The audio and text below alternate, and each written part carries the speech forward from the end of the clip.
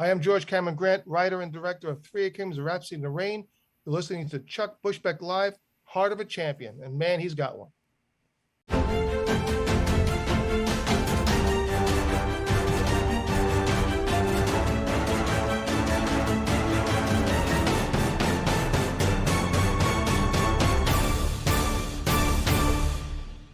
And welcome to Chuck Bushbeck Live, Heart of a Champion. I am your host, Chuck Bushbeck, with my producer, Joe Lee, at my side. And we've been away for a little bit, Joe. We've been 3 weeks off. Yeah, and it's been nice. Rightfully so. I feel a little rusty, but we'll get that back. How was your vacation? Oh, it was great. I relaxed, ate way too much Relaxed food. and ate. Yeah, I mean, what else do you do on a break, right? That's about you relax and you eat. Maybe slept a little bit, too. All right, well, that's okay. Also, we have this is my first intern for the show. His name is Anthony Laurinaitis, and he's from Keuka College up in New York. Say hi, Ant. Hello, how is everyone? How is your college break going? It's going well. Yeah? Eating too. Yeah? Good stuff. Anyway, we got a great show for you today. His name is Harrison Kramer. He is a world-class professional magician in New York City and one of the most experienced interactive virtual Zoom entertainers in the world. His virtual magic has been booked by Twitter, Google, Apple, Microsoft, as well as hundreds of other tech giants, finance firms, and Fortune 500 companies from all over the world. Harrison Kramer's virtual show is a fast-paced mix of magic, humor, and psychological illusions. Harrison, good morning. How are you, sir? I'm doing great, Chuck. Thanks so much for having me. It's a pleasure. And how was your, time off, I guess? It was great. I had a pretty crazy December up until about until Christmas. And then since then I had a couple shows, but other than that, just been relaxing and really haven't done much up until now. It's funny. I'm watching your background. I'm watching the white Christmas tree behind you. I grew up. My mom was all about that. I know. I got it because I wanted to have something that was sort of like festive in my background. I mean, I've taken most of the festive stuff down now, but that's gonna be there forever. Yeah, it just brought back some nice memories for myself. But we're gonna talk about this magic show, and I want to talk about if you can just quickly give me an overview of what you're doing in this magic show and how does it work? Sure. So as a virtual magician, I'm doing, a magic show that you might see somewhere else, but I'm doing it online in usually a Zoom meeting. Sometimes it's, a different platform, but in general, what it would be a lot of people, maybe between 5 and 1,000 people usually is what I'm working with. They would all come on a Zoom call, and then I would have the hosting controls, and I go in and I do a 15, 30, 45 or 60-minute show for everybody. The show is it's a mix of magic and mind reading and sort of audience participation and comedy and just ridiculous things that happen. And really what it is about, it's about getting everybody on the call to sort of feel together and have this togetherness, this in the moment social experience that's not boring. And we use magic as a tool to get there. And that's pretty much what I'm doing in these calls. Did you say 1,000 people? Yeah, for sure. And how do you squeeze them all on the screen? So you don't squeeze them all on the screen. The reality is that after 25 people, it all looks the same. So on Zoom, you've got that first page. It's like a gallery view. And if there's not enough people, then maybe there'll be some like black spots where it doesn't fill in.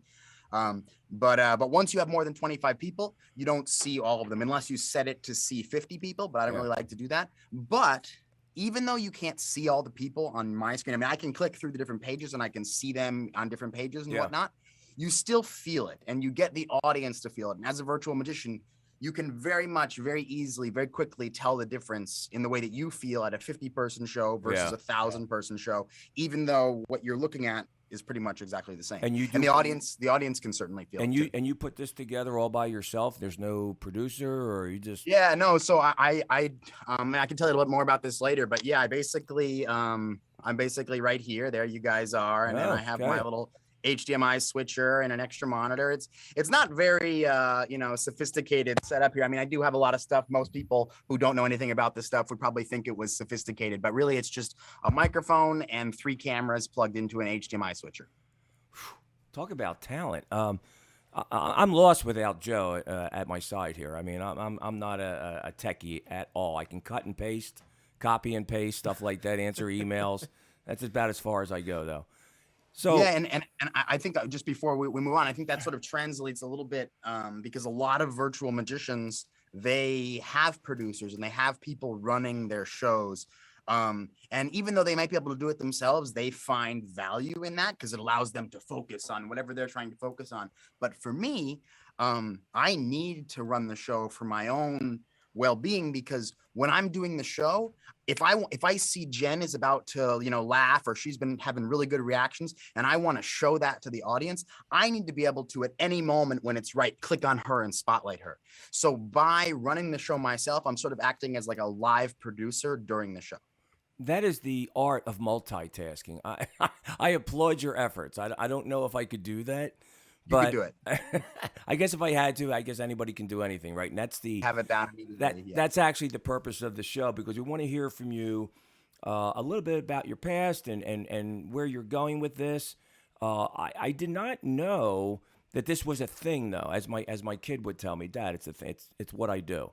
It wasn't a thing. It became a thing, and I want you to talk about that. We had the pandemic, and can you go in a little bit of where this all came from and Sure. Yeah, 100%. I do want to go back. I do want to go back in time and talk about that a little bit. For right now, just touch on how this matriculated into where it is today. Okay. So there's how it happened for me, how it happened for the magic community, and how it happened for like the whole world. Not that anybody knows or cares about virtual magic, but there's sort of 3 different ways that it happened. So I was a magician for the past about 10 years, doing all kinds of events, family events, corporate events, whatever. And then coronavirus came. Right. Very scary moment in all of our lives. I remember sitting there in my bed and like watching the TV, and there's all these like terrifying things on the TV, and all the gigs on my calendar are canceled. I'm about to have a little baby with my wife. It was a really terrifying moment. And then it was about March 15th or so, we were all told, like, don't leave your house. This was like the very first day where they were like, hey, don't leave. Like, nobody does anything anymore. Everybody just stays home. And so all magicians were kind of just at a loss for like, what the hell are we going to do? And then nobody really, I mean, I'm sure some people had Zoom in their mind, but people always thought of it as oh, well, we'll have to do it on Zoom, and it won't be good, but it'll be something. And so it sort of started like that. As a whole, I started to see people in the magic community start to get calls to do these virtual shows. My buddy Gary got a call to do a virtual kids show. And that was the first time I had realized that this was going to be a thing. And then I started seeing posts of other magicians starting to do, virtual magic. This is like over the course of maybe like 3 or 4 days. And then I bought myself a $15 a month Zoom account, and I said, sweetheart, I'm going to buy this $15 a month Zoom account, even though we don't have any work coming in right now, because I want to be ready in case someone contacts me for this stuff. Yeah. Even though I don't want it. And I remember saying to her, like, I don't want to do it. It's stupid. Like, it is stupid. When you think about it, you're like, magic on Zoom, it seems like a terrible idea. It doesn't seem fun. It seems awkward. And it probably is for the majority of magicians that do it. But essentially what happened is I did one on Facebook Live because a friend who I was friends with in college invited me to come on Facebook Live and do some magic. And I was like, okay, well, I better do this just to like learn to see if I can do it at all and do some magic on camera, because that's not really what I do. I'm like an in-person performer. I don't do social media. I don't like make content. I perform for people in person. So the idea of being filmed doing it is very odd. And so I did this show for this person on Facebook. It went relatively okay, but it was like a one-on-one thing. And then I had an idea. I was like, okay, I will offer to do free magic for essential workers. This was when essential workers were like the huge deal, and everybody would come out and clap at 7:00. This was like right in that moment. And so I posted on Facebook, I think, and I started emailing around different hospitals to see if I could find nurses and people who were essential workers to do this for. Because for me, because I'm not like a very sort of public person. I don't like, putting on shows. I would much rather like invite people to something private where it's like very low pressure and just be Yeah. like, hey, like this is free, come and do it. And it's sort of, I did maybe 5 or 10 of those, and it sort of allowed me to learn like, okay, this is not about doing a virtual magic show over here. This is about turning the camera around and showing the audience. And this is about making a social experience for them. It's not about me. Right. And I think that was what made it start to work, when I realized that my job was not to be the most amazing magician in the world. My job was to help the people feel together in the virtual space. And I did that by showing them on the screen. And I think that's where I sort of diverged from a lot of other people doing this. Not everybody, but a lot of people doing this, is I put them on the screen more than me. So I'll spotlight Chuck, and boom, Chuck's on the screen, and I'm talking to Chuck, and I'm getting Chuck to have a reaction. And when he does, everybody else is going to see that reaction from Chuck, and they're gonna be like, oh, Chuck is the best. I love seeing him smile and laugh, and it makes them feel something. But when they're looking at me, they're just looking at some guy, and maybe I do a great magic trick and it blows everybody away. But also, would that make you feel better than watching Chuck smile? Probably not. Watching Chuck smile is better. Yeah. And also, if Chuck's smiling to the amazing magic trick that I just did, and I can catch both of those things using my sort of virtual producing here, then we have a reality for success. So basically, it started very slow with the nurses, and then it started to sort of snowball a little bit. I got a couple doctors from those nurses who actually like sent me checks, even though I did the show for No, free. And really? I'm looking at this $200 check, and I'm like, $200. He sent me it. He thinks I'm worth $200. And like before virtual magic, I mean, I was already, people probably don't know how much magicians charge or anything, but I was doing well as a magician, not insanely well, but like well, to the point where it's like, okay, fine, I could be a magician for the rest of my life. And $200 is not like, a lot for a magician, but to see this $200 check for something that I had done for free, Sure. in a space where I wasn't comfortable, it gave me a lot of confidence. And then basically the next step was that people started randomly reaching out to me online. And that's where it really started to happen and really started to snowball. Basically, I posted a video of this girl reacting to this card trick on YouTube. Again, I don't really have a following on YouTube. It's not like the video has 1 million views, but for whatever reason, the Google algorithm said, hey, this video seems interesting. It connects to this website over here. And it all started to work together. And then I started getting a couple trickles of random people from all over the country, all over the world contacting me for this. And this is when I was still very early on, maybe charging like $350 for one of these things, thinking like, this is, I'm killing it, man. $350 for this 45-minute show for these people in the Netherlands. Like, this is awesome. I could live my life like this.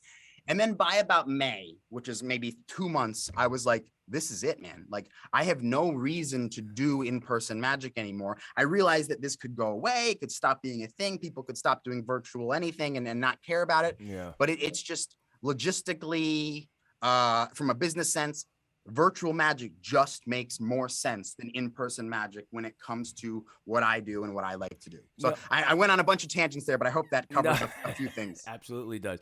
So what was life like for you leading up into the pandemic? We were told that, basically what you just said, that time to stay in, you can't go anywhere, don't talk to your friends, whatever.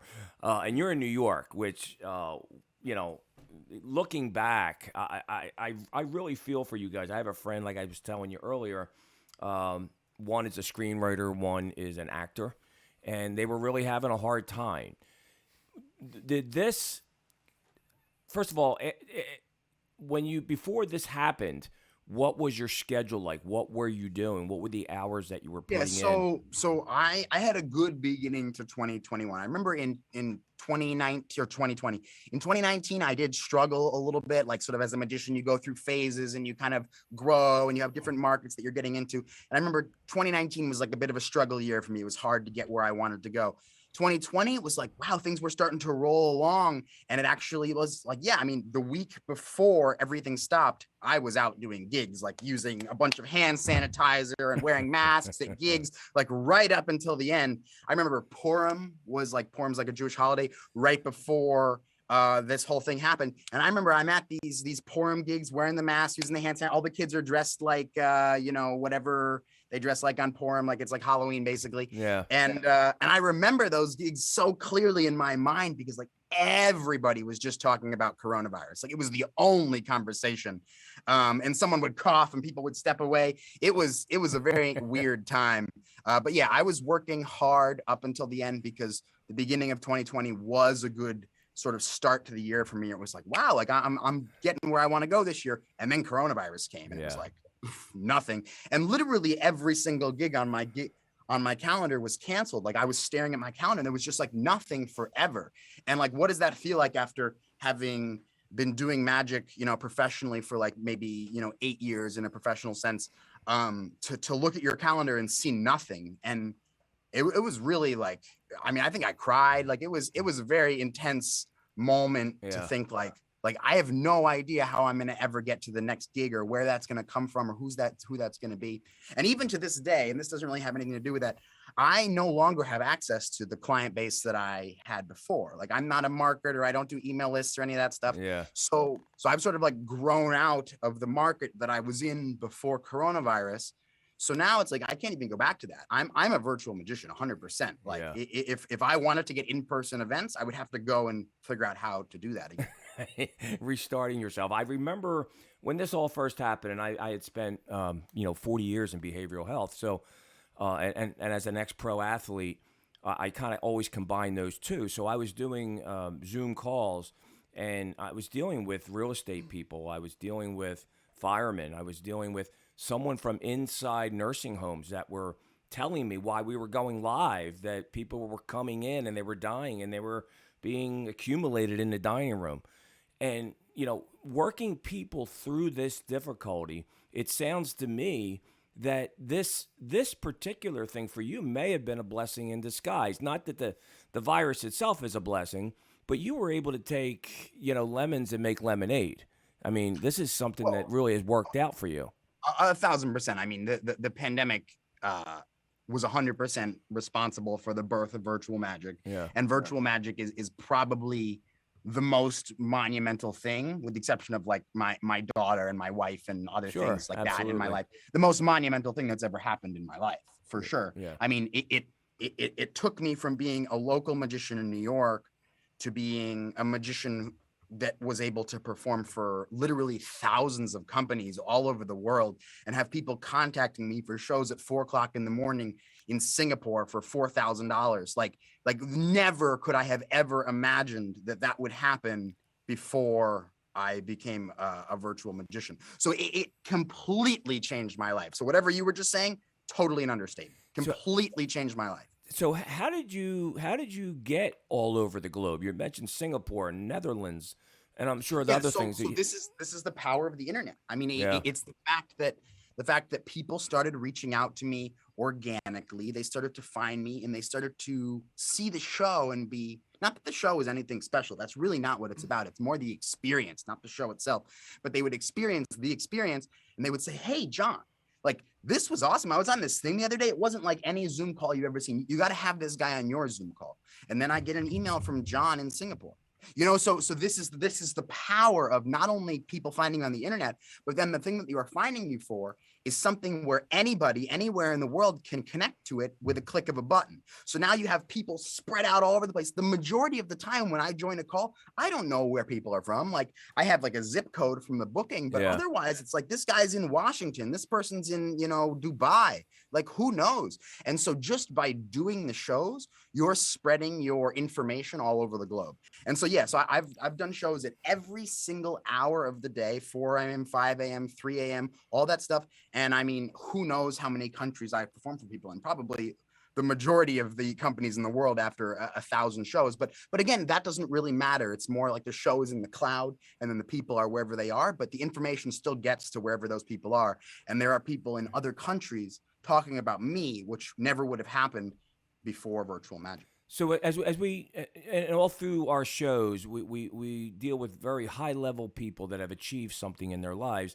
and they tell us their story. And I haven't even gone back to your past and how you grew up, but I'd like to know your perception of when this hit.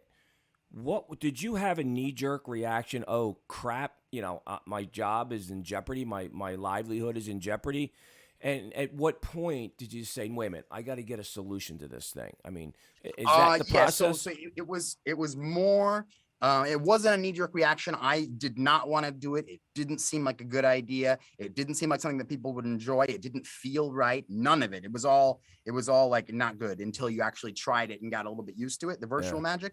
But I was in a very good position because my wife is the best. And she was just like, sweetheart, it's going to be fine. We're going to figure it out. So I wasn't being told by anybody, hey, you better go figure out this virtual magic thing. Like, we were all basically, me and my wife were both against it. We're kind of like, oh no, we'll just wait it out. But what it really was that I started to see other magicians doing this.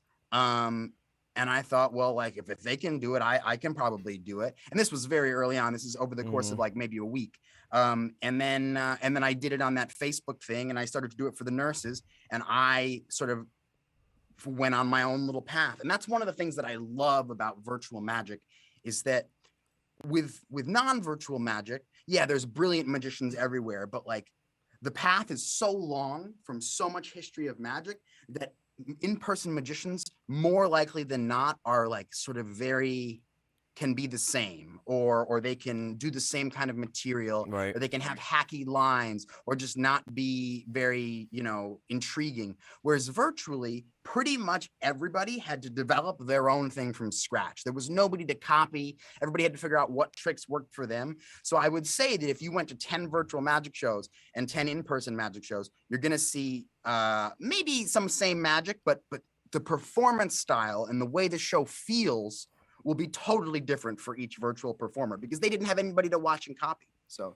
we all kind of just went on our own path. So when you started delving into this, was there someone who contacted you? Was it just you praying for a solution to everything?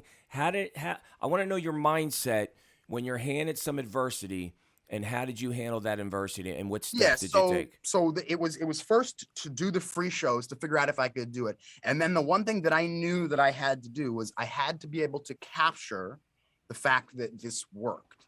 And that was definitely in my mind. So I started recording some of the shows. And what I realized, and that what I think a lot of other magicians didn't realize, is that it is very difficult to get authentic reactions that both look and sound good virtually. So like, it doesn't mean that people aren't enjoying themselves. It doesn't mean they didn't have a great time, but to actually capture and show that to somebody else watching passively afterwards is quite difficult. And I realized that very early on. So I recorded a bunch of stuff, and I went through and I found like this 1 second clip of this girl who was a daughter of one of my teachers from a free show that I did.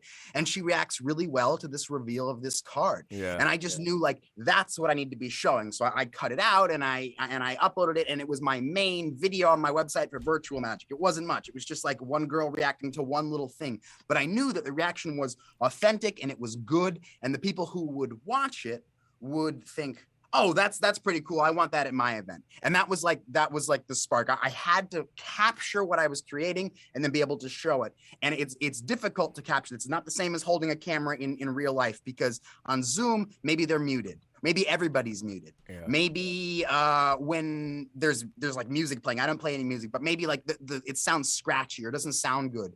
And like, even if they had a great reaction, if it doesn't sound good at the same time, the person who's watching it's not going to understand. And once people started to see this video, I started to get contacted from different places. Like, I remember some guy contacted me from California. He said, hey, I saw this video on YouTube. I'm planning something for my daughter's birthday. And like, now I have a completely different market. I do like almost exclusively large corporate events. But like at this time I was doing anything. And the guy contacts me, calls me from California. Hey, do you want to do my 7-year-old daughter's birthday? And I'm like, hell yeah, I do. Hell yeah, I do. And then all of a sudden, I started being one of the guys that was doing more and more virtual magic. And then by December, I realized like, wow, I might be doing more virtual magic than anybody else in the entire world. And that's probably not necessarily true, but it's very close to true. There are other people in the world that have had as much success as I've had with virtual magic, but I don't know the specifics on anybody. And in December, I did 122 virtual events. So if you just do the math with the amount of hours in December, not this December, last December, the amount of hours that there are in the month of December, and then 120, it was insane how much I was doing this. When you and going from a stage performer and how and you're on you're performing live in front of people, you get a feel for a room. How do you get a feel for Zoom? You do. You do. And you definitely do, because some shows go amazing and some shows go just okay. How do you know that? How do you know when you're performing and Zoom's not? Practice. So you definitely practice. And one thing that's important to understand on Zoom is you're not necessarily creating an experience for everybody at the same time. You are, but you're more creating individual experiences for each person. And at the same time, in that individual experience, you're injecting sort of this collective experience visually, like whether that be the gallery view that you show or saying, and Jonathan just fell out. Give Jonathan a round of applause. There he is right there. You can see him. Or whatever it is that you're doing to inject this togetherness into each person's individual experience is what really happens. But essentially, I'm staring at 25 people on this front page. And I know from doing over 1,000 virtual magic shows, sorry about that, hold on, decline, from doing over virtual, I know what percentage of them need to be smiling and need to be leaned forward to make sure that it's like, okay, this is a good show. Now, if that girl, Sarah, up in the corner is on her phone and not paying attention, that doesn't necessarily reflect on the show. That's just part of the fact that you're working in the virtual space and some people aren't going to care.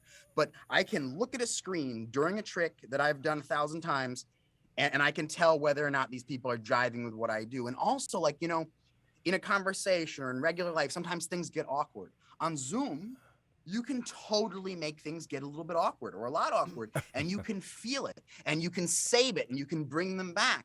And all while just looking at this screen right here, I can sort of tell what's going on. And those with 1,000 people, usually 1,000 people is very easy because there's just so many people to react and so many people to type in the chat that it just kind of does the show for you.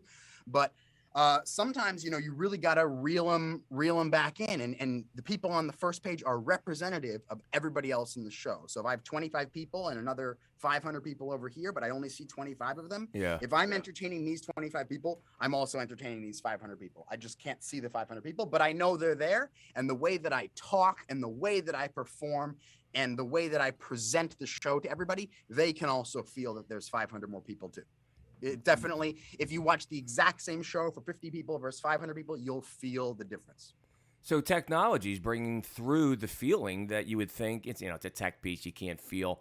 You're actually saying there's some vibration there that you're experiencing and you're always experiencing, and you're moving people. So I think that energy is like the most important thing. You can sort of read in like my Google reviews and the things that people say about me. It's like, yeah, the magic is fine. Okay, cool.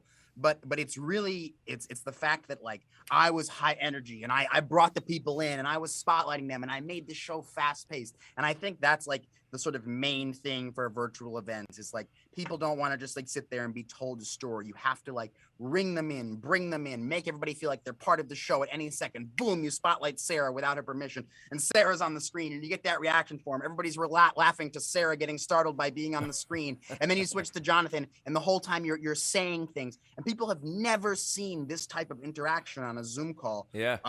Someone basically coming in and doing crowd work on a Zoom call, and the Zoom acts basically like a jumbotron, if you can imagine that. So it's this energy that really makes the connection. I mean, and you have to sometimes slow it down and be more calm, and sometimes be more energetic. But that's really the key to it all, and making people feel you through the screen, and making people actually have human visceral reactions because of what you're doing. So we have a really good framework, and I want to go back to your tricks and stuff like that, but we have a good framework of how you think in general. I want to go back in time, and I want to establish a timeline, and we do this for all our guests because we want to know what was your upbringing like? What contributed to your success? What kind of things in your life did you experience that had a dramatic effect on your life? What people had a dramatic effect in your life? So take us back growing up, and I'm just guessing you grew up in New York as well? I grew up in Connecticut, but yeah. Okay. So I grew up as, a small child in Connecticut. And I was, sort of like a little bit odd. Like I didn't really play any sports to any significant degree. I did all the sports, but I wasn't like good at them. And then basically when I was 9 or 8, I believe, I started juggling. My mom taught me how to juggle, and that was like my first foray into what my life sort of would become. How did after your a long mom know how to juggle? I'm curious. She knew how to juggle from college. She can't actually juggle very well. She can do like a couple, but she knows the pattern. And so we were in Kent, Connecticut. I'm sure you probably know where that is or have heard of it. And she got me 3 juggling balls at this like little toy store, and we sat out on the porch, and she showed me the pattern, and I tried it, and I didn't quite get it right then, but that was like, I remember that porch. I remember those juggling balls. I remember that moment, 8 or 9 years old, and I started to learn how to juggle, and I started to really not get good at juggling in the sense of like people who are actually good at juggling, Yeah. but good at juggling for like a kid who doesn't have any connection to the juggling community and just learned how to juggle on a porch, like good enough where it was like, oh look, he's a talented juggler, but not like he's studying juggling because he's in the circus, right? Still not to this day am I anywhere even close to that, because there is a difference. So started juggling clubs. She sent me to a camp that had a circus program, and she sent me to the last 2 weeks of the camp were just circus. So I spent 2 weeks at this camp where they did just circus stuff. And I was super into circus at that point. I was all about juggling. I was all about gymnastics and like backflips and all this stuff, and unicycling. I started to learn how to unicycle. So I was a regular old like carny. It was awesome. And then I got to middle school, and I got to high school. And in those years, I started to become interested in card tricks. Now, card tricks are not the same as doing magic. I mean, yes, the card tricks are magic, but like knowing a couple card tricks and how some card tricks work is not the same as being a magician or studying magic or knowing about magic. So for middle school and high school, I knew how some card tricks work. We'll put it that way. Yeah. And then in college, I started watching a lot of magic videos, and I started specifically watching hypnosis and mentalism videos. Mentalism is kind of like a type of magic that deals with like mind reading and more cerebral effects. It is in fact a subcategory of magic, but a lot of people like to think that it's something different. It's not really. But anyways, I started watching a lot of hypnosis and mentalism videos. And I got really into that, kind of thought some of it was like real to a certain extent when it really wasn't. But it sort of got sucked into like that stuff. And I watched more and more videos and started to practice more and started to sort of get a bigger understanding of what this whole magic, kind of psychic, not psychic, but like mystery community was all about. And the fact that like, wow, there's books from all of time about magic, and there's hundreds of famous magicians, and there's different genres of magic. I didn't know about any of that stuff until college. And then I got out of college. I didn't have a job at all. At that point, I was like really into card tricks. I thought I was like really good magician. I wasn't at all, still not. But at that point, I definitely wasn't. And so I needed a job. I was working for my brother, who was a political consultant, and I was basically doing sales calls, and it was awful. I hope he's listening. And, He will be if you tell him about it. I found this other magician named Gary on Craigslist, who's still a very close friend of mine to this day, and we work together a lot. And he basically started sending me out on little kids gigs. I think I did my first show for $75 in 2013. So if that puts something on the map, I'll tell you that. I did a show for $75 in 2013. Okay? So that just goes to show that that you can start from the bottom, which I definitely did when it comes to magic. I didn't start from the bottom with a lot of things in life. I'm very fortunate just with so many things. But definitely when it comes to magic, I definitely started from the bottom. I'm still at the bottom. The reality is. But it doesn't sound it's true. It is 100% true if you really know what's what. But go back to 8 and 9 years old. Your mom gave you these juggling balls, and it's funny. That's where I learned juggling too in college. It's amazing, isn't it? She gives you these juggling balls. She just happened to have them, or was she in that field? No, we were in Kent, Connecticut, which is like this little town in upstate Connecticut. Yeah. Walking around, we go into this toy store, or sort of like an adult toy store, and they had juggling balls, like 3 in a bag, and she bought them so that I could learn how to juggle in that moment. So that was like a formative moment. It wasn't like she had them. We were in a store, and she saw juggling balls and she purchased them, and we went out on the porch of that store and she taught me how to juggle on the porch. Can you see yourself doing anything? Now, I'm thinking about that thought, and I'm thinking about life in general. It's amazing how that occurred. Was anything else at that age buying for your attention, or was it you just knew at that point? Nah, man, I think when I was a kid, I was pretty into juggling. Like that was what I juggling and circus. I don't know about before 8. Like I don't really have memories of like what my interests were before then. But for me, it was always like juggling and circus, and like I thought like skateboarding and extreme sports and snowboarding were cool. Anything that involved like tricks. Like I would much rather take this and like learn how to flip it in a specific way than throw it into a goal. If you get what I'm saying. Yeah. So like for me, it was more interesting to like do something that happened in my own hands and try it over and over again until it worked than to aim at something. You know, they're both kind of the same. They have the similar skill set, but for me, it was never team sports. It was always like, oh, you play with yourself, not in that way, but you know, it's still like that to this day. But I find it amazing, and we always tie something together. When you got these juggling balls, and I'm kind of like metaphysical kind of mindset here. Did your mom sense something about you that she wasn't going to go get a baseball bat or a glove, or it was juggling balls? And oh, definitely. My God, I mean, who does that? Who did she realize what your interests were, or it just happened based on what energy you were giving out? No, it was definitely her. It was her energy. I think that she thinks that she was in the circus in her previous life. Oh, really? Is that She's true? Yes. Since I was a little child, she was taking us to like circuses and shows and plays. Ringling Brothers and Barnum and Bailey? Yeah, Ringling Brothers and like, you know, the New Victory Theater in New York. You ever heard of that? I have not. Okay, so there's this theater in New York, and they used to have it, probably still do have to this day, like all these sort of like kid shows that would come in. A lot of them had some sort of circus aspect to them. So throughout my childhood, we were always going to see shows that had some sort of circus aspect in them. So it kind of made sense that she would teach me to juggle. So maybe it extended before that, but I wasn't necessarily like, oh, Mom, let's go to the circus. It's just like all I knew, because we would just go to the circus every summer because that's what we did in the summer. You know what I mean? So there was a real tie-in with your mom. Yeah, no, for sure, 100%. My mom, and then also my dad. Not to leave him out completely. He was an auctioneer, so he sort of had this whole like kind of like charisma, fast talking, kind of reeling people in, kind of like, you know, a little bit shisty, kind of this whole like getting it all going, whether it be, you know, real or not real. So that definitely plays into magic for sure, because like half of magic is making it seem like something is going to happen when nothing is planned, you know. So so that definitely came from my dad, and then the actual skill sets themselves I learned myself, but were sparked from that original juggling with my mom. Were you not scared maybe, but like were you out there thinking, am I really going to make a living out of this, or what went through your mind? Never.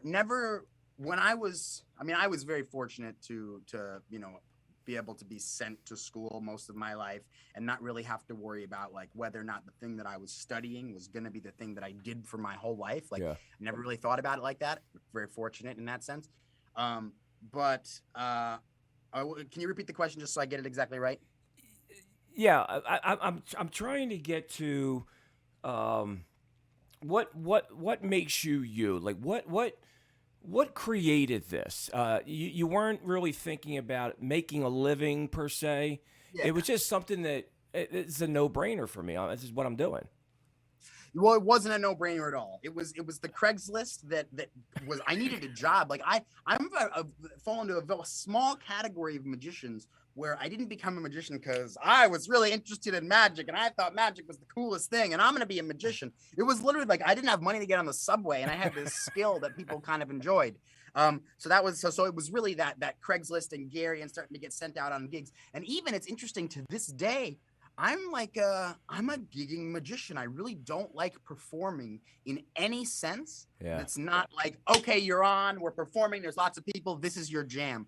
Like if someone wants me to perform casually or do something where it's not really how I like to do my thing, it's very uncomfortable for me because I have a very like specific thing that I think that I do well. And if it's not that, then like I'm not interested in showing anybody what I have to do. Like I'm not interested in performing. I'm not excited to go step out on stage in front of 200 people. Right. I'm literally doing it because I have to, because it's my job and it's the thing that I know how to do. And yeah, to a certain extent, I enjoy it. I enjoy performing. But I'm not like sort of like the ham that a lot of magicians, not a ham. I'm not putting down other magicians because other magicians are amazing, but I don't want to. Like, I don't know really what I want to do. Like if someone was like, hey, like, do you want to come perform for these 100 people tonight? Yeah. I'd be like, no, I really don't. I really don't. If it was virtually, fine. But like out in person, I really don't. It has to be exactly what I want. Otherwise I'm scared. Have you ever heard of Tony Curtis? No, who's that? An actor. He played the magician. Who's the famous musician with the disappearing axe? And it just escaped my memory for a second. Okay, Houdini? Houdini, thank you. He played Houdini. And did you ever I guess you didn't watch that movie, or did you like who's the best magician that I have to model after, or what? Yeah, so for me it was always this guy. Darren Brown, you know who that is? I do not. You're gonna tell me though, aren't you? Yeah. All right. Darren Brown. There you go. Devin. Okay. He is a British mentalist, probably the most highly regarded living mentalist in the world, arguable for sure, but pretty much the case. And essentially, I started watching his videos in college. That was like the mentalism, hypnosis kind of stuff. And I was like, this is so cool. Again, partly because I thought it was like kind of real. Yeah. It's not. But that's what really got me into it all was the way that he performs. He makes you tell the story to yourself. He makes you tell the lie to yourself. Instead of saying, I'm holding this phone in my hand, you just gesture like this and everybody knows you're holding the phone in your hand, right? Right. But what he would do is he would take the magic methods and how you thought that the trick would be done, and he would make you come to that conclusion yourself. And this is so strong, because when I tell you I'm looking at your eyes and I'm reading your mind using your body language, you don't believe me. But when I imply that by the way that I perform, and I come to the conclusion that he's reading my body language, so strong. So that's sort of what Darren Brown is so good at, is getting you to tell the lie to yourself. And this is what sort of put me down the rabbit hole and made me want to learn more and more and more, and realize that it was all a bunch of BS, which is fine because that's what it is in the end, and that's okay. But it was this telling the lie to yourself as opposed to being told the lie that really made me go down the rabbit hole. And everybody too. I mean, that's why everybody likes Darren Brown, because he's just so good that he makes it feel so real. So moving fast forward back into present time again, what tricks do you do that maybe you can't do on Zoom that you did in performances live? And what is your specialty? Like, what do you do mostly of? So before, getting a little bit of feedback there, Joseph. Can you hear that? Okay. Oh, it's good now. Before the pandemic started, I was like sort of a mental magician that did a lot of pickpocketing. So I would show up at your cocktail party and I would come around and I would schmooze and I would do, fast-paced fancy card tricks and make people, oh, this guy is cool. And then I would start stealing watches and wallets. And that was, I always give them back, but that was sort of like part of the act is I would schmooze and walk around and do card tricks and people would be like, oh, this guy's great. Until I'd show them their watch and their wallet. Did anybody get upset with you when they knew you took their watch and wallet? You have to have a certain sense for those things. But I think so, yeah.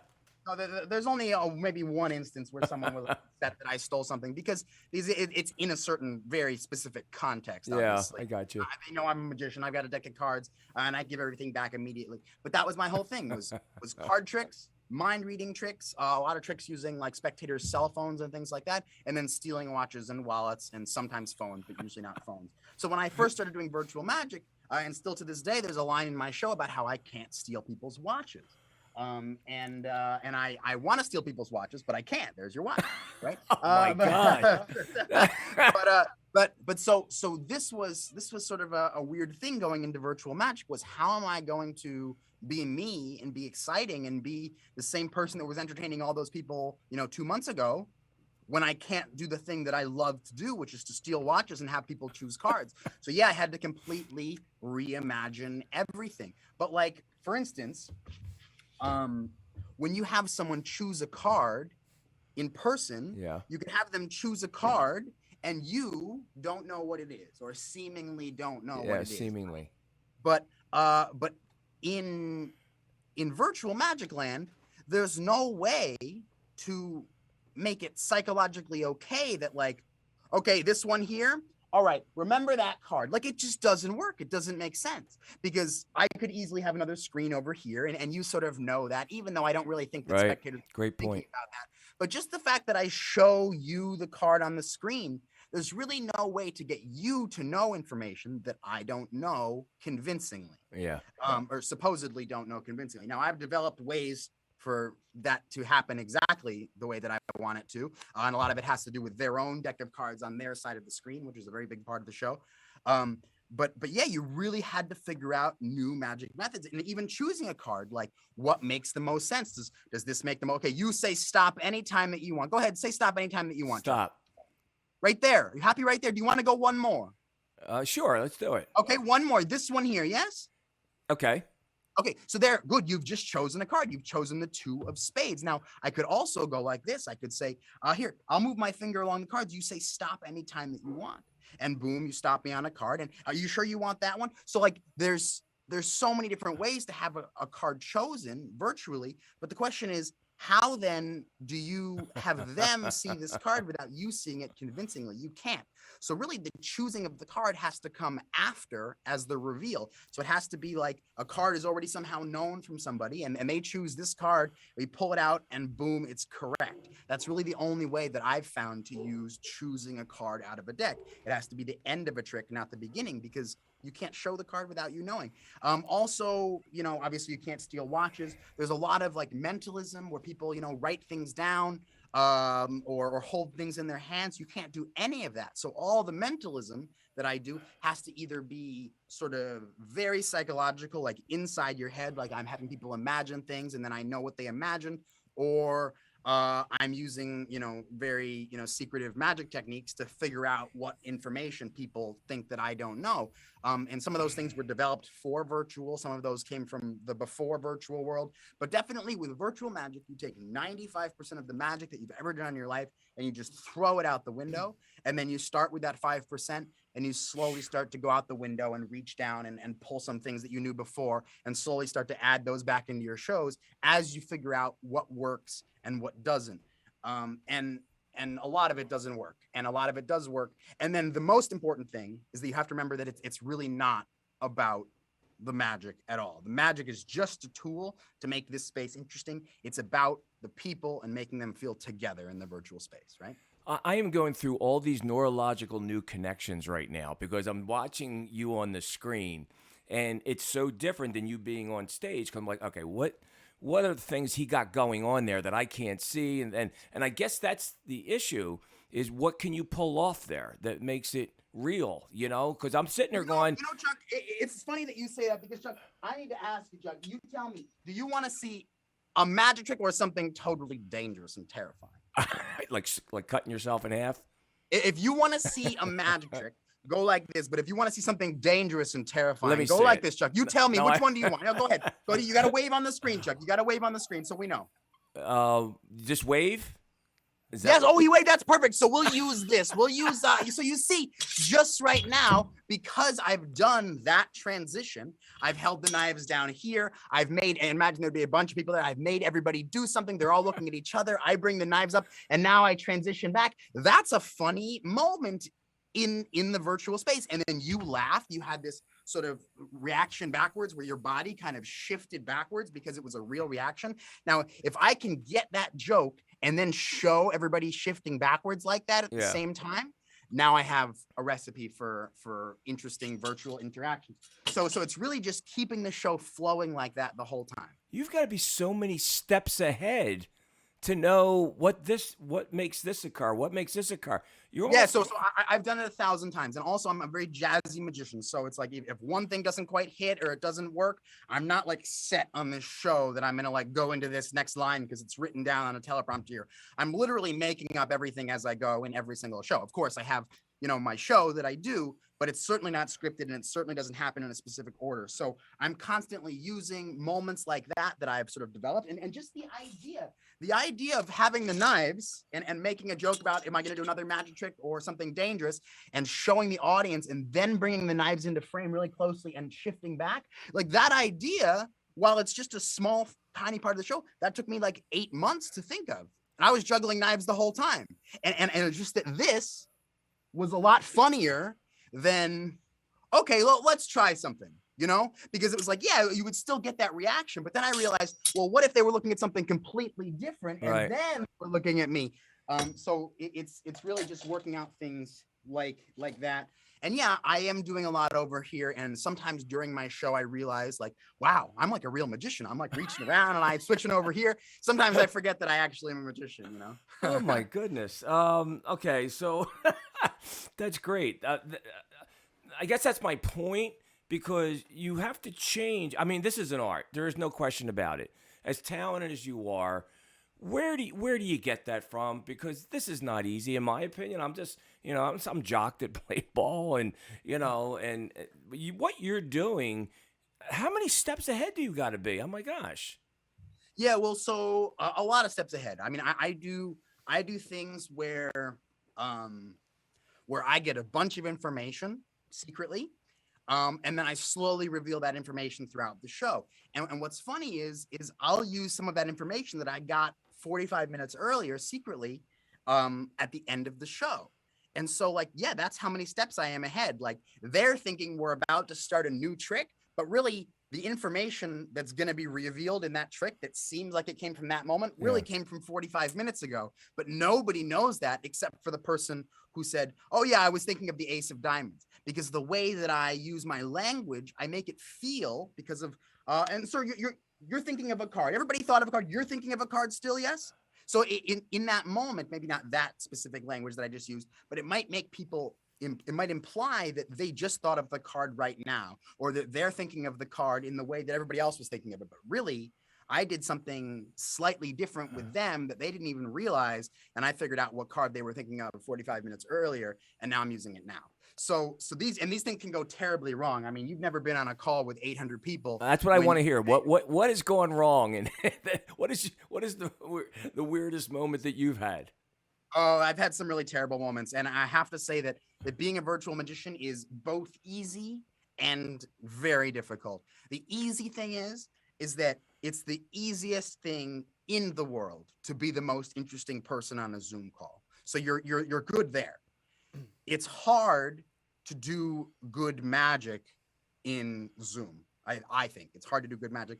And I mean, just for instance, a moment where I'm holding a card this close to the screen. And why would I hold a card this close to the screen? Because I can't switch in that moment. That's the whole point, is we've gotten here and something and you're about to say the card and I'm going to turn this around and I'm right here and they say 2 of hearts. And I know this is the 4 of clubs. What the hell am I going to do? And I'll just go, here, you try it right now, Chuck. And Chuck, 5 cards down. That's 1, 2, 3, 4, 5 cards down. And Sir Chuck, right now, you're thinking of one card in your mind. Please tell us, Chuck, what is the card that's in your mind? 4 clubs. No, say 2 of hearts. Say 2 of hearts. Oh, 2 of hearts. Okay. 2 of hearts? Yeah. Are you sure? I'm pretty That was sure. the one that was in your mind, Chuck. I think I am now, yeah. We got the 4 clubs, ladies and gentlemen. Stop it. A round of applause anyways. He tried, Chuck. It's not your fault. It's not your fault. I chose you, Chuck. So this is a moment where essentially what would happen is I would build it up for something that I thought was going to work, but I know in my mind there's a small chance that something could go wrong and it could not work. It doesn't work. You say a different card than I'm holding. I'm not going to do like, oh, well, and like try and find the card and just make it bad magic. I'm just going to eat it. I'm going to eat the failure, and I'm going to try and get out of it. So you'll notice, boom, I turn the card around. I make it jokes. Everybody still laughs. But now in my mind, and this may not be 100% true, but in my mind, I now need to make up for it because I just completely flubbed a trick. It didn't work. Everybody knows that it didn't work. So it might get a little bit awkward in this moment. I make a joke, they're all laughing. Now I need to immediately have you name, Chuck, it didn't work. I'm not sure what happened there, but let's try this. Chuck, just name out any card. I'll toss all the cards into the air and I'll catch it on my mouth, just like this. So Chuck, go ahead. Any card you want, name it out. I'm ready. Two of hearts, well, whatever it may be. Go ahead, name one. Jack of diamonds. The Jack of diamonds. Yes. So I take all the cards. What I'm going to do is I'm going to toss them up in the air and your card is going to land on my mouth. Ready? Here we go. Not in my mouth. Oh.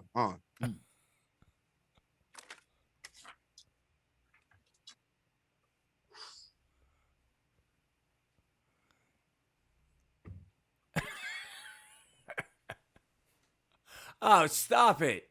No. One card no. folded into 4 pieces. You said, sir, the Jack of hearts? Now I forget. Jack of diamonds, Jack of hearts. Yes, it's a good thing. Jack of diamonds. Thank you. Yeah. Exactly right, sir. Yes. Wow. So this is like wow. just a small part. Like this is maybe that is crazy. 60 seconds of the show. So if you do a 45-minute show, you can imagine 45 more beats that are hopefully, as interesting as that. So that's like how the show feels. Oh my gosh. Do you sleep? And then so Chuck, just to explain something really quickly. Yeah, go ahead. To show you how virtual magic can be strong or not strong. So the trick that I just did right there, basically I had a deck, I shuffled it, you named a card, I tossed all the cards up in the air, I acted like I was going to catch it on my mouth. Really the end thing, like fake reveal, it was in my mouth, folded into 4 pieces, the card that you named. Now, how do I take that trick a step further? Well, I had you name out a random card and I heard it. And a layman might not feel the difference, but you know what's 10 times stronger is if I get you to think of a card using some of my techniques that I supposedly don't know. And then I say, okay, Chuck, now you're thinking of a card in your mind. You shuffled your deck. You looked at a random card. Nobody could know. Yes, Chuck? Yes. And you're like, yes, nobody knows. Now what I'm going to do, Chuck, is I'm going to spring all the cards into the air. And when you see them all in the air, I want you to shout out loud the card that's in your mind. So now I'm doing the exact same trick, except I already know the card that you're thinking of. So I can do the whole preparing thing and I can get the cards secretly in my mouth and I can spring them all up in the air. And now the effect is not that you named your card and I did the trick, but I did the trick as you were naming your card. And then it just seems 10 times more impossible because all the cards were literally in the air as the person shouted out their card on the call. And everybody can see and hear this all happening at the same time. And now when the card's in my mouth, it's the same trick, but it's 10 times stronger because even if they can't recognize the difference, they can feel that there's a difference between telling me the card and then having me do the trick and telling me the card as the trick is happening in the midair. I have never had my mouth open during any other show that I have for this. That was phenomenal. Do you sleep at night, or do you have these ideas that you're constantly working on? This? No. The reality is, getting a little feedback there. Testing 1, 2. Testing 1. There we go. Gotcha. 1, 2. Okay, good. The reality is that most magic is created by someone else. So, there's a lot of intellectual property in the magic community. So even just springing the cards up and having the card be in my mouth, like that's not my trick, like at all, not even close. Like literally thousands of magicians all over the world do that. Now, the idea of having them shout the card out as the cards are in the air and having them, that would be my addition to the trick. Maybe if someone hasn't already done that, virtually, they definitely haven't. Probably I'm the only one. But so not my trick. It's not necessarily someone's trick. I think it is someone's trick somewhere along the line. Yeah. But the idea of having a card secretly folded in your mouth and springing all the cards into the air and having the reveal be that the card's actually folded in your mouth, not mine. So I didn't think of it. Now I thought, I should start using it in the show. I would say maybe only 2 tricks in my show are something that nobody else in the world is doing. And that doesn't mean that they're like the most amazing thing or that, I'm special in any way, but things that like basically I invented that only I'm probably doing because I don't really tell people about them. But every other thing in my show is something that was either invented by another magician or something that has a long history in magic and I just have my own take on. So am I staying up at night is the question. Yes, I'm staying up at night, but not thinking about the tricks, thinking about the moments where I can try something interesting. something like this, or something where no. Jonathan, Oh, it my looks like my goodness. screen is frozen. No, I need you to do something for me, Jonathan. So finding those moments that are using Zoom in a way that other magicians aren't thinking to use Zoom. Can you go? And not from a technological standpoint. Like I don't like play videos. I don't use OBS. Not that OBS is not bad. But like there are magicians who, they'll probably hate me for saying this in the magic community, but there are magicians who basically freeze part of their screens to switch something. And that's totally fine. That's an amazing method. I love that. But that doesn't make me happy. It doesn't make me happy to press this button over here and have my wife switch that envelope. It doesn't make me happy. So I don't do that kind of thing. I don't know how to do it. I mean, I do know how to do it, but it's more interesting to me to just use, a deck of cards and some pencils and the Zoom call and some people and get it done with this HDMI switcher and a couple cameras here. Or like one thing that I used to do is I would go, this is another moment. I'd be like, Jonathan, I want you to name out any card in the deck. Go ahead, name out a card. Jonathan, name out a card now. Chuck, that's you. That's me. I'm Jonathan. Yes. 10 of hearts. 10 of hearts. Are you sure? I'm pretty sure. Do you want to change your mind? Yeah. So like That's moments great. like this, they're just like what the hell? Who is this guy? Oh my God. Putting that in with the magic and the people just makes for a really engaging experience for sure. I can't see you going back on stage. I think. No, I can't. And I've done it a couple times. I've been back on stage a couple times. Yeah. But it's not for me right now.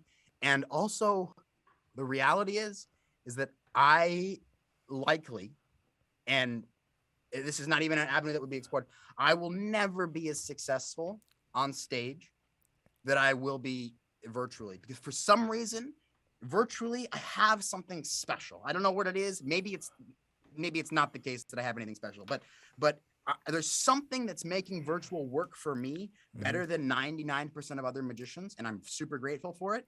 I'm not exactly sure what it is. I have ideas about different things that it is, but it's not 100% one thing or the other, but there's something. Whereas in person, yes, I still have that something that me that made it work for a bunch of years. Yeah. But it has no comparison to virtually what it does for me. Well, it just from my Joe Plumber opinion, you put on a show. No matter what magic you're bringing through, you're very talented at what you do. And I'm amazed how you can take something that you did for so long and are this far along on the internet, putting this kind of material out. And I would say that I don't, always go to magic shows, but I know a good thing when I see it. And what you just did here today was just phenomenal. And I applaud your efforts. You do have a heart of a champion. And I'm going to ask you, well, first of all, I want to thank Andrew Levy, who connected us, who was your agent, I guess, or a friend. I don't know. No, he's a friend, but he's definitely, he sort of works as an agent a little bit. He does get some work, and we have a business relationship. But no, I don't know him personally. He actually came to me through a charity show that I did. So I believe his niece or something like that. I did a show for this camp for kids with cancer, and she was there. And then she referred me to him, and then he referred me to you. Well, Andrew Levy represents David Cohn and Don Mattingly. He was on our ESPN show a while ago, talking about Don Larson's perfect game in the World Series. So a big shout out to him. And where can people find you, Harrison? Yeah. So my main point of contact is www.harrisonkramer.com. My name, HarrisonKramer. That's where most people find me. That's where you can find every single bit of information that I put out about myself, all my videos, descriptions of everything, clients, reviews, all that stuff. Then I have an Instagram, which I don't use too much, but you do get to see sort of my studio and my kind of virtual magic life there. That's Harrison Kramer, at Harrison Kramer Magic. And then I have a Facebook page for my company, which is also Harrison Kramer Magic. And then I have a Twitter, which is Harrison Kramer underdash. Mm. I don't really use the Twitter at all. But the other three I use, and yeah, you can find out pretty much everything about me on the website, harrisonkramer.com. Wow, what a great show. Harrison, thank you so much for being with us. Greatly appreciate it. And that's going to do it for today for Chuck Bushbeck Live, Heart of a Champion. I'd like to thank my producer, Joe Lee, our intern, Anthony, from Cuca College. Yes. Yeah. So we want to give him a shout out because he's doing a school project, and you are his school project right now. So thank you so much.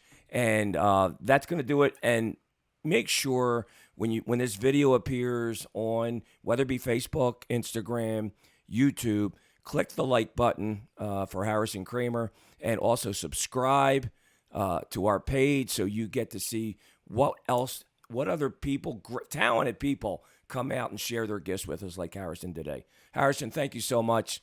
And Thank you so much, Chuck. It was such a pleasure to be here. And you have a great day, okay? You too. All right. Bye-bye.